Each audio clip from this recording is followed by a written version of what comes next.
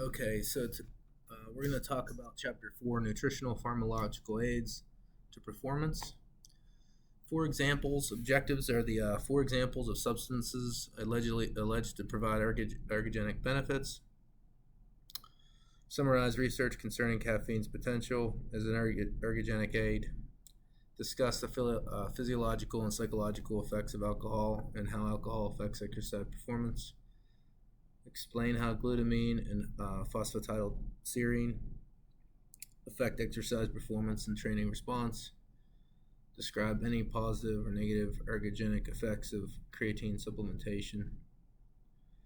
Explain how post-exercise carbohydrate, protein, creatine supplementation augments responses to resistance training. Give the rationale for medium chain triacylglycerides supplementation as an ergogenic aid.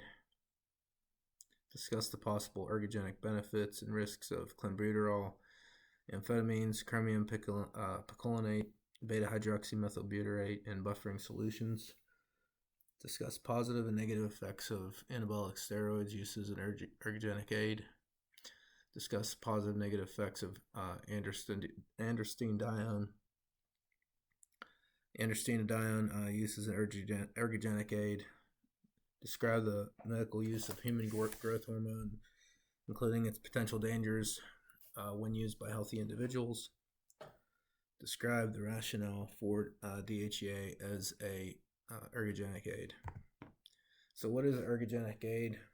Well, first of all, an ergogenic aid is they include substances and procedures believed to basically improve exercise capacity, physiological function, or athletic performance.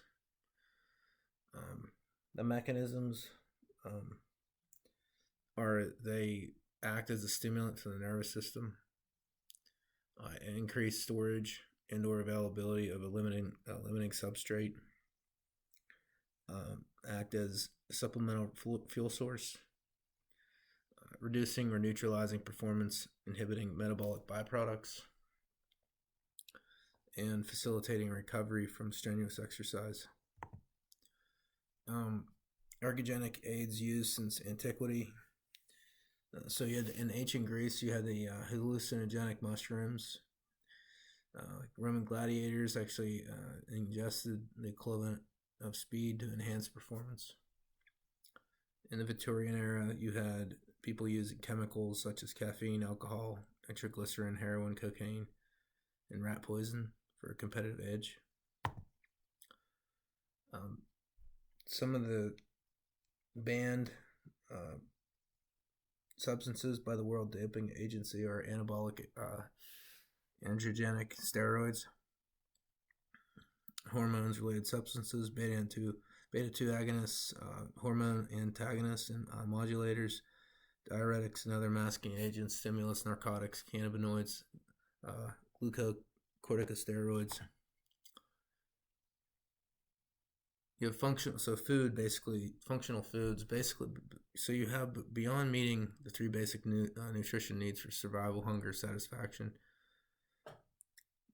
and preventing adverse effects, functional foods and their bioactive components promote well-being, health, optimal body function, and reduce disease.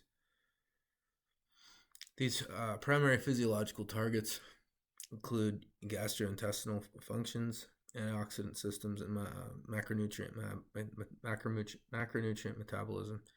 Some of these are olive oil, soy products, omega-3 fatty acids. So functional food guide pyramid. So some of these, you have certain foods that have benefits to them. Potential benefits, like honey, you have that has antioxidant benefits, improves gastrointestinal health, antibacterial benefits of honey. You have other things in this food guide pyramid so that's fats and sweets, so those at the top.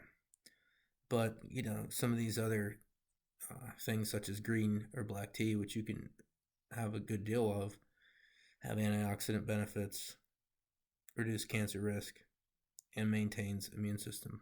So you look at the number and then you refer to the guide. Evaluating ergogenic claims. The ideal experiment to evaluate the performance-enhancing effects of an exogenous supplement requires that randomly assigned experimental and control subjects remain unaware or blinded to the substance administered, so they don't know what they're getting.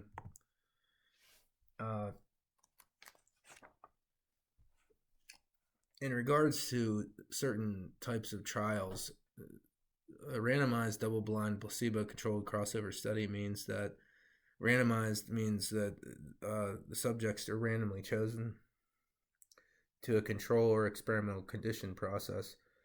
So it's randomization, okay, into what group you're put into. All subjects are pre-tested, and then they are given, one group is given the placebo condition, so maybe a pill, okay, that's a sugar pill or something. It has no value, and the treatment condition receives the other, the actual intervention, which is the type of supplement possibly that is under evaluation to see if it makes any changes. Then you have a post-test and compare the results. Then the groups are switched. Then the original group that got the sugar pill or the pill that did absolutely nothing is given the intervention. And then the other group is given the treatment. Okay. So you post-test those individuals and compare the results. One thing about the double-blind is that both the investigator and the subjects remain unaware of who's getting what. And that way, there isn't any type of bias put into the results. Okay. You want to basically, when in all aspects of this type of trial, people you need to control for the setting so that that they're equal, that the control, everything else other than the intervention, okay, is different.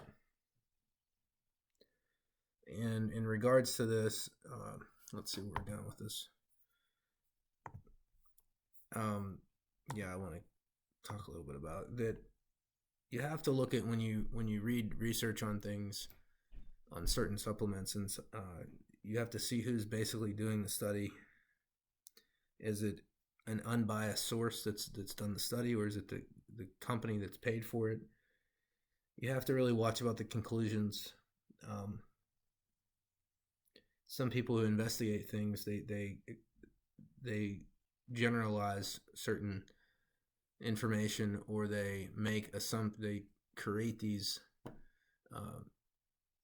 exaggerated claims relative to something they found. So they may find something, but it may not really relate to what they're stating actually is able to be stated. For example, there could be, if you increase anabolic hormones related to dietary supplements, you say that basically that's then improving muscular strength or function, because you can only say what you can say. Nutritional ergogenic aids, buffering solutions, increase body's alkaline reserve. So these buffering solutions basically increase the alkaline reserve before anaerobic exercise by ingesting buffering solutions, sodium bicarbonate, sodium citrate, to improve performance. Buffering dosage and the cumulative anaerobic nature of the exercise interactive influence the ergogenic effect of bicarbonate or citrate loading.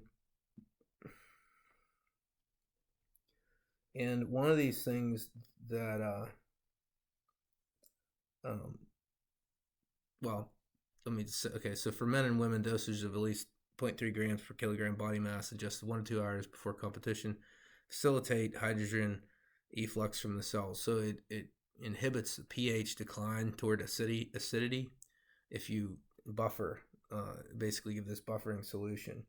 Acidity is really what causes metabolic acidosis, which inhibits the continuation of activity. And some of the research showed that bicarbonate helped with single max effort type exercises. But sodium citrate actually is able to be used more readily because of the people who used the bicarbonate had issues with abdominal cramping after digestion.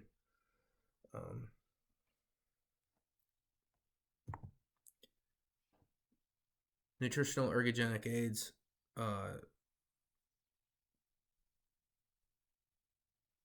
One of the things I wanted to say previous to this. So basically, there are benefits that have been seen by sodium bicarbonate.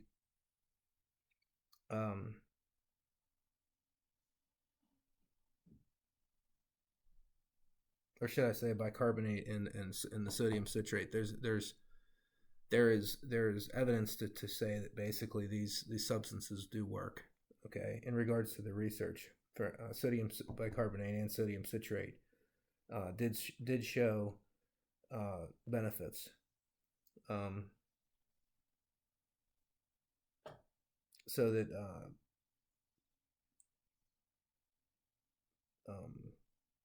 but it was really only with one rep.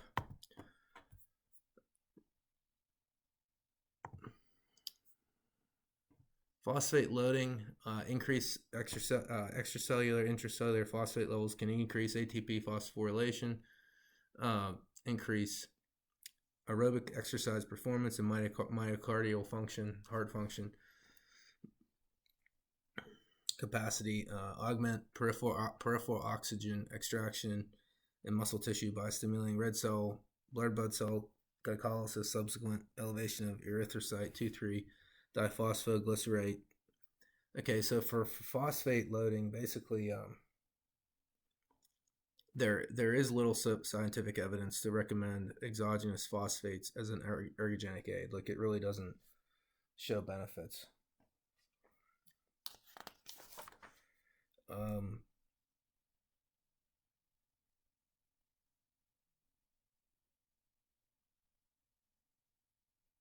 That's pretty much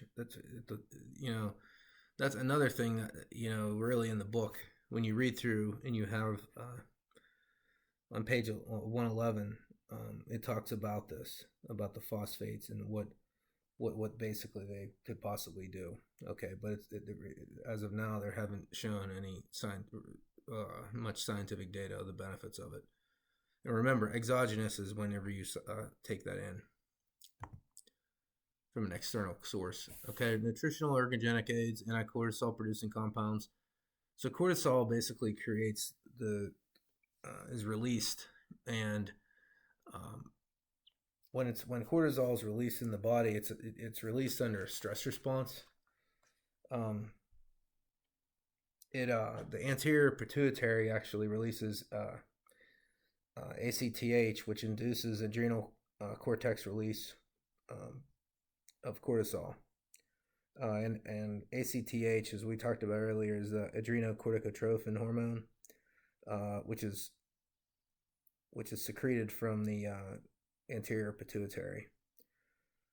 So when the ACTH induces adrenal cortex release of the cortisol, basically cortisol is negative in function in that it decreases amino acid transport into the cells. So it decreases the building up of muscle fibers, okay? Because anabolism is the building up, and it doesn't help with that. It actually hinders it. And it also breaks down proteins. So it serves as an insulin antagonist as well by inhibiting cellular glucose uptake and oxidation. So it's really Prolonged cortisol is basically breaks protein down, tissue wasting, and negative nitrogen balance relative to it. So, uh, so some people believe that blunting cortisol's normal increase after exercise in healthy individuals augments muscular development with resistance training because muscle tissue synthesis progresses unimpeded during recovery. Okay. Some athletes use glutamine and phosphatidylserine to do these things, okay, or they think whether they hope that it's going to help, okay. Um, the issue is that glutamine basically is a non-essential amino acid providing anti-catabolic effects to enhance protein synthesis. The book states really that glutamine supplements for ergogenic purposes should await supportive research finding. Okay. So there's not enough evidence that it works. Phosphatidylserine (PS) through its potential for modulating functional events in the cell membranes, modify bodies neuroendocrine responses to stress. Okay.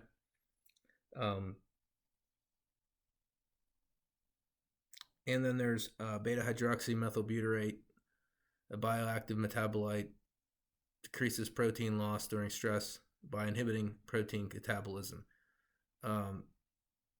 These are statements that are made by certain companies and such, and an objective decision about the potential benefits and risks of these to provide a natural anabolic boost with resistance training for healthy individuals awaits further research.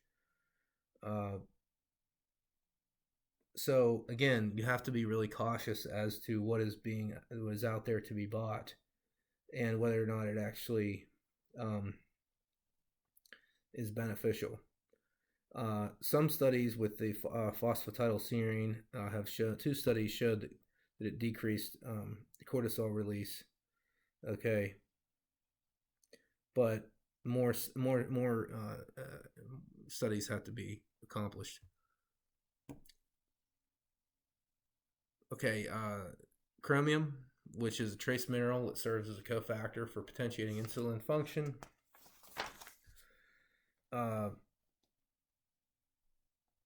Research failed to show that any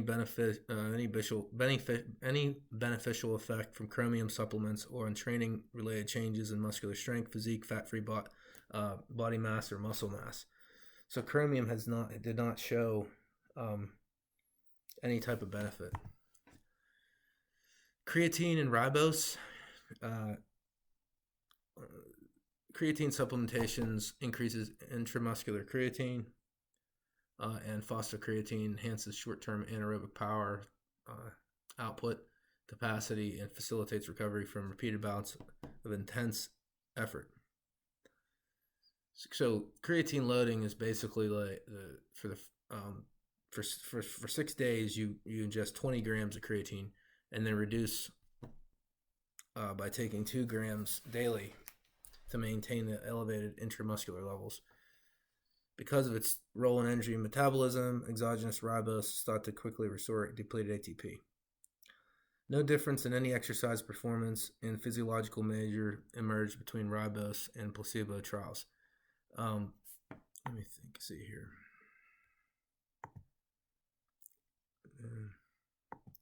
Let's go back. And that's why we talk about this stuff, because sometimes on the slides it's not really clear.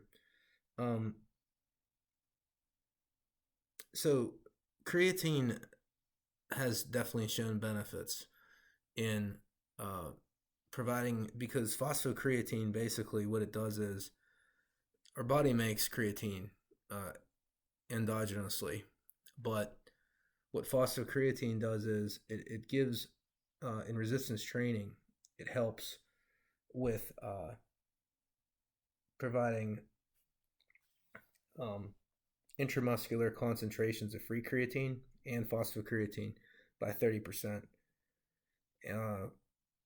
In conjunction with ribose, basically it showed better results than creatine alone. And when it gave this free creatine in this muscle phosphocreatine, it enabled the individuals to maintain maintain muscle performance uh, over time, so they could work out longer and do more repetitions relative to it.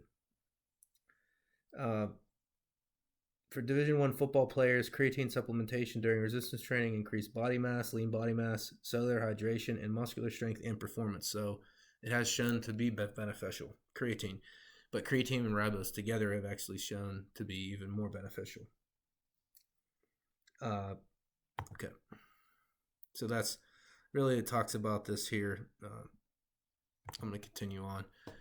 Nutritional ergogenic aids, ginseng, ephedrine. The ginseng really showed absolutely no benefit, serves no recognized medical use in the United States except for a soothing agent in skin ointment. And but it's marketed as a reducer of stress, revitalization, optimize mental and physical performance, particularly during times of fatigue and stress. All right, but yeah, it's there's no scientific evidence to conclude that toward physiological function or performance during exercise. Significant health risks accompany ephedrine use. That's why it was banned. It was banned because it actually caused 2 individuals to die from it because it actually increases heart rate, cardiac output, blood pressure, beta, and the beta adrenergic effect. Actually, it does too as well. Ephedra actually causes lung bronchodilation, so they do have some effects. It does, but it's the reality is that the ephedrine got banned in 2003 because of the issues that with deaths that it found.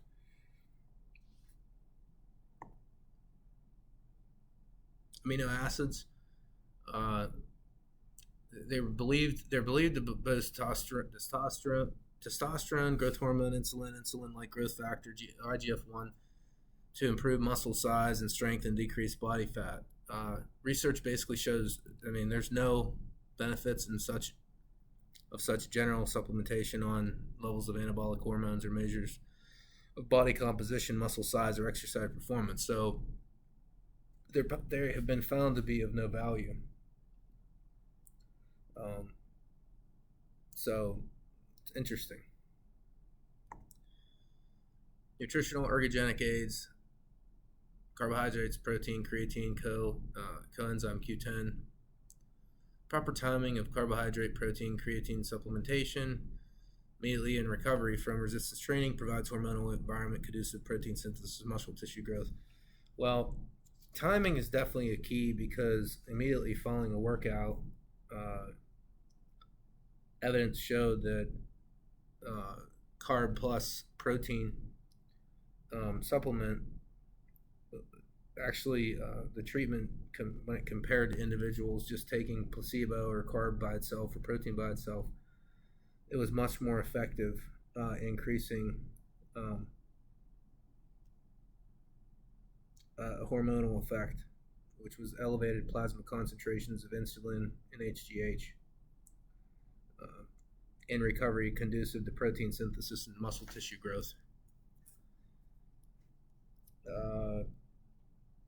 There's a chart on page 117 that also talks about the timing, in that the timing of protein supplementation with carbohydrates directly after, within 45 minutes, is much more beneficial than,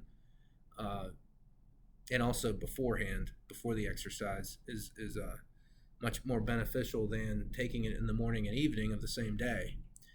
Actually, it was shown that lean body mass and body fat had beneficial effects when you take the protein and carbohydrates right before and right after the workout. Also, in terms of bench press, squat, and deadlift, it also showed increases over the individuals who took it in the morning and at night. Muscle fiber cross-sectional area was also improved by taking it before and after a workout, the immediacy of it, with the type 2A and type 2X being of primary benefit. CoQ10 functions as an integral part of the mitochondria's electron transport system in oxidative phosphorylation. So, and that happens, obviously, oxidative phosphorylation occurs in the Krebs cycle, but the supplement in healthy individuals provide no ergogenic effects on aerobic capacity, endurance, submaximal exercise, lactate levels, or cardiovascular dynamics. Medium chain triglycerides and HCA. Due to their relatively rapid digestion, assimilation, and catabolism for energy, many believe that consuming medium chain triacylglycerols enhances fat metabolism and conserves glycogen during endurance exercise.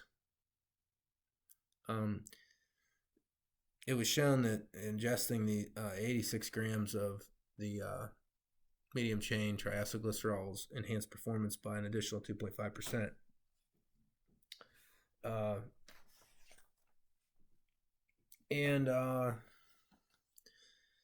So those have shown benefits, okay?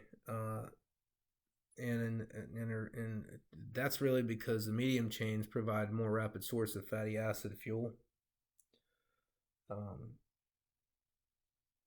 And they may spare liver and muscle glycogen. That's the reason why they're beneficial like that. All right, and then we have HCA, increasing plasma hydroxycitrate availability via supplementation exerts no effect on skeletal muscle fat oxidation at rest or during exercise. Pyruvate and glycerol. So pyruvate functions integral part of the mitochondria's electron transport system for oxidative phosphorylation. Supplementation provides or purportedly augments endurance performance and promotes fat loss. Okay.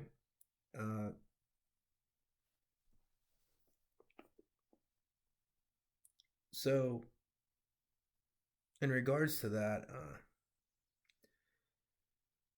it talks really about how the aerobic benefits seen with pyruvate are similar to the pre-exercise carb loading. And then you talk about glycerol, which is a component of the triacylglycerol molecule. It's an important constituent of the cell's phospholipid plasma membrane.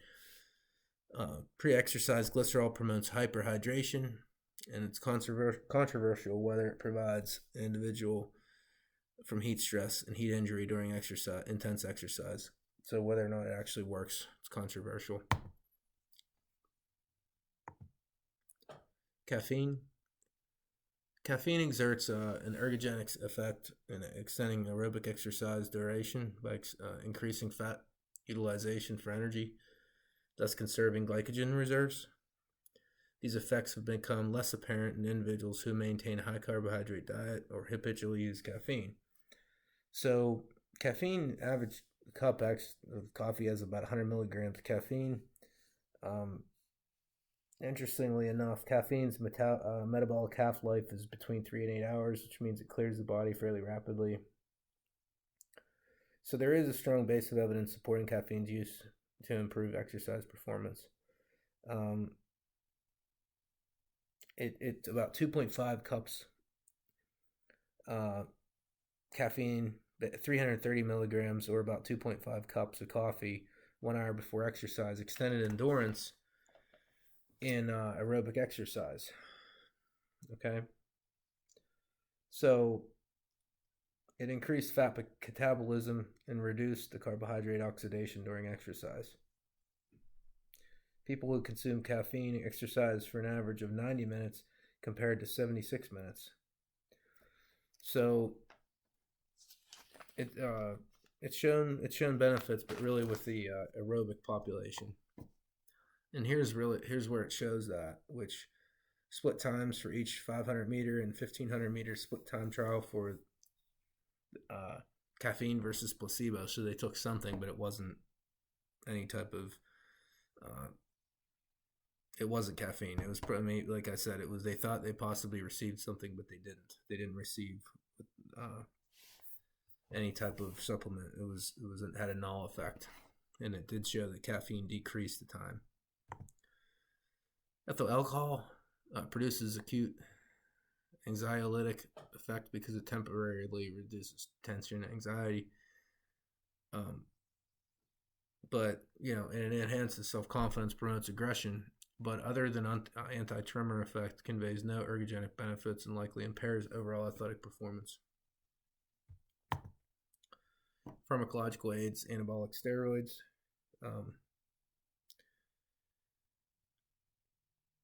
There's different ones that basically are frequently used by ergogenic purposes. Functions like the hormone testosterone may increase muscle size, strength, power with resistance training in some individuals. Side effects include infertility, reduced sperm concentrations, decreased testicular volume, gynecomastia, which is increased breast tissue, increased blood platelet aggregation, and that can lead to risk of stroke and acute myocardial infarction, amongst other things.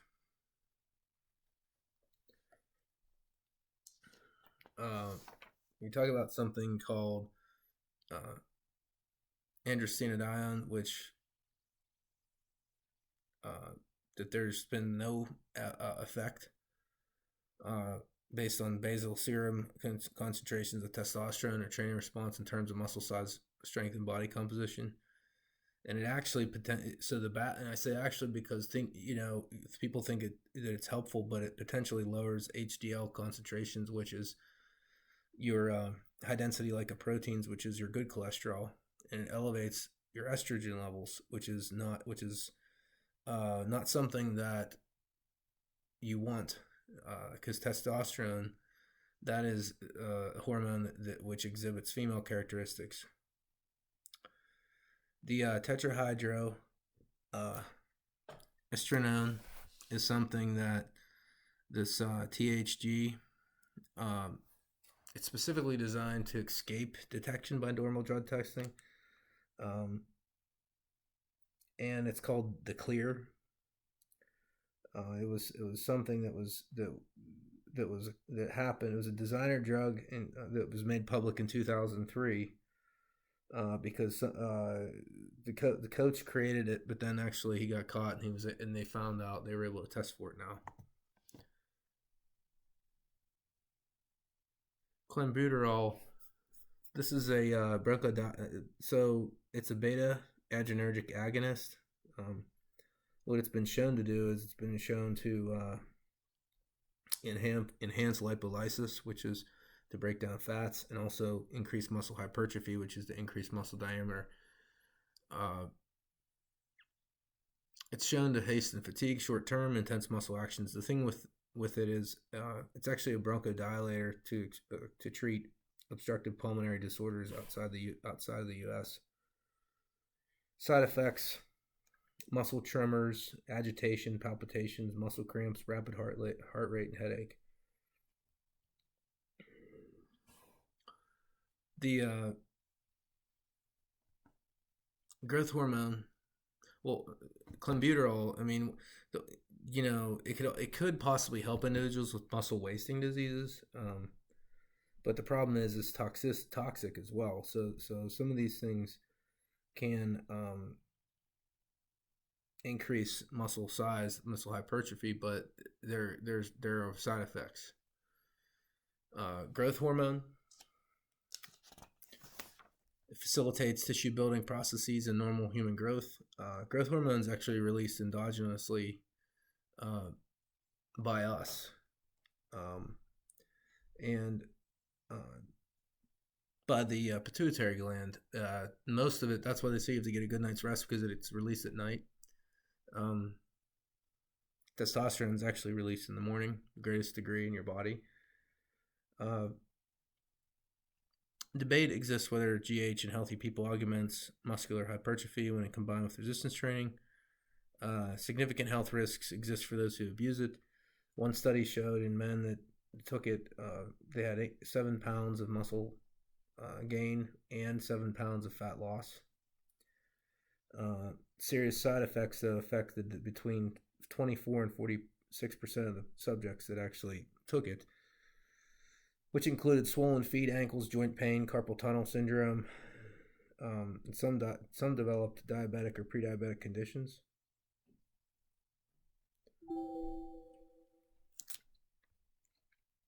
Okay, moving along. Dehydroepiandrosterone, DHEA, is relatively a weak steroid hormone synthesized by cholesterol in the adrenal cortex. Available research doesn't indicate an ergogenic effect. So some of these things are like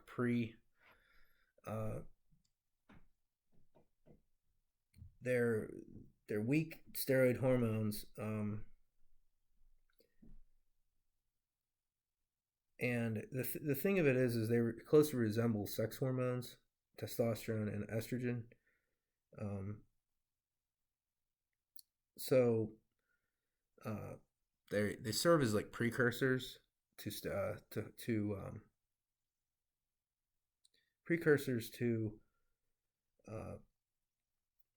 the hormones for men and women, but there really isn't any shown benefit to them. So again, these are oftentimes you see these in certain supplement stores and things like that. The question is, do they really work? Amphetamines and the research shows that there hasn't been shown any real ergogenic effects.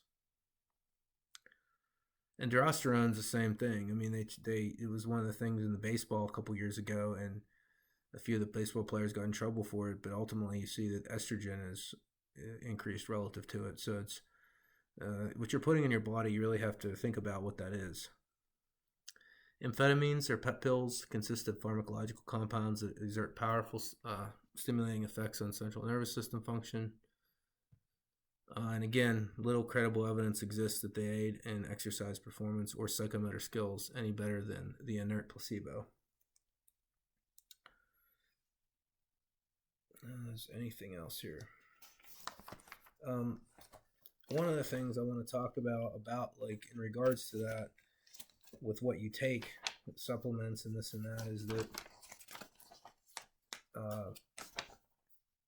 on page, I'll go back to this. On page 116, it talks about dietary supplements and not what might be expected. In 1994, federal law that applied to supplements, the Dietary Supplement Health and Education Act, stated that companies basically could make statements rather than having outside agencies monitor the claims.